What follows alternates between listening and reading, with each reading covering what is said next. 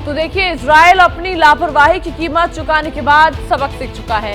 Mossad के agents अपने mission पर निकल चुके हैं। हिट लिस्ट रेडी है और ये भी पक्का है कि जिनके नाम इस हिट लिस्ट में है वो अब बचेंगे नहीं।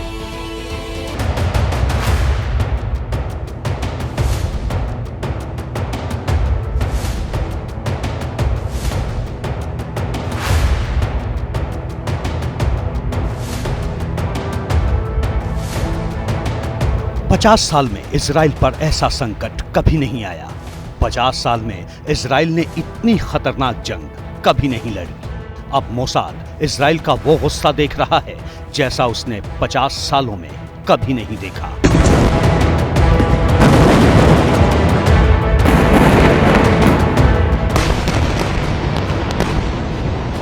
हमास को जो करना था कर चुका। इजराइल का जितना खून बहाना था बहा चुका। लेकिन अब अपने हद गुनाह की कीमत चुकाएगा, क्योंकि इजराइल की वो किलर मशीन अब एक्टिव हो चुकी है जिसके नाम से एक जमाने में हिटलर के हिटमैन भी खौफ खाते थे। ये नाम है मोसाद, जिसके एजेंट अपने दुश्मन को न भूलते हैं न माफ करते हैं।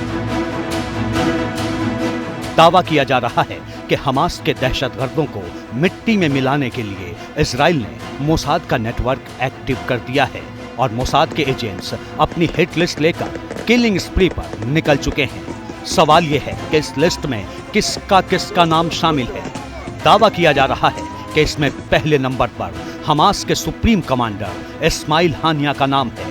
दूसरे नंबर पर हमास की अल कासिम ब्रिगेड के कमांडर याह्या सिनवार का नाम है। इजराइल पर हमले की प्लानिंग और इस प्लान के एग्जीक्यूशन के पीछे इन्हीं दोनों का दिमाग माना जा रहा है। ये इजराइल के लोगों और दहशतगर्दी से परेशान दुनिया दोनों के लिए अच्छी खबर है, क्योंकि जो मोसाद के टारगेट पर आता है वो बच नहीं पाता है। दुनिया में यूं तो अलग अलग देशों के पास एक से बढ़कर एक खुफिया एजेंसियां हैं, लेकिन इजराइल की एजेंसी मोसाद का नाम स्पाई सर्कल में अदब से लिया जाता है। कहते हैं कि मोसाद दुनिया में किसी चीज किसी पावर से नहीं डरता। उसके एजेंट दुनिया की निगाहों से दूर रहते हैं, लेकिन उनके कारनामे सुर्खियों में जगह बनाते हैं।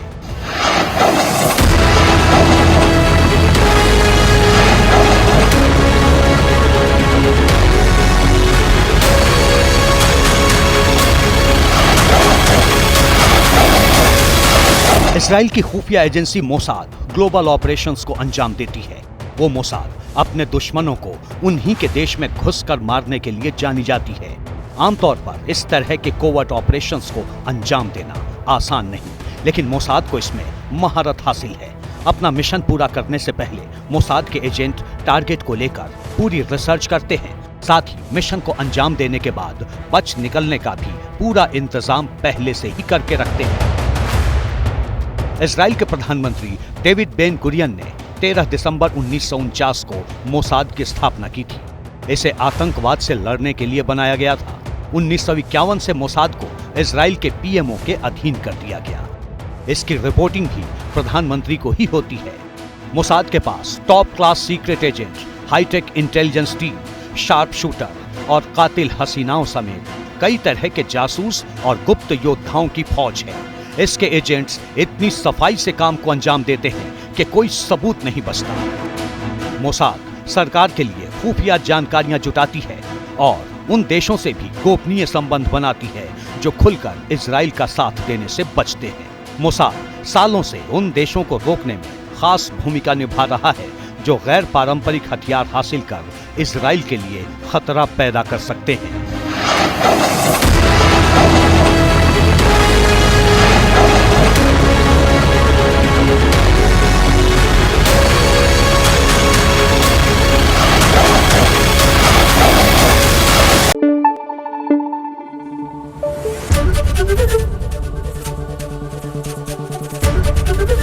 एबीपी न्यूज आपको रखे आगे।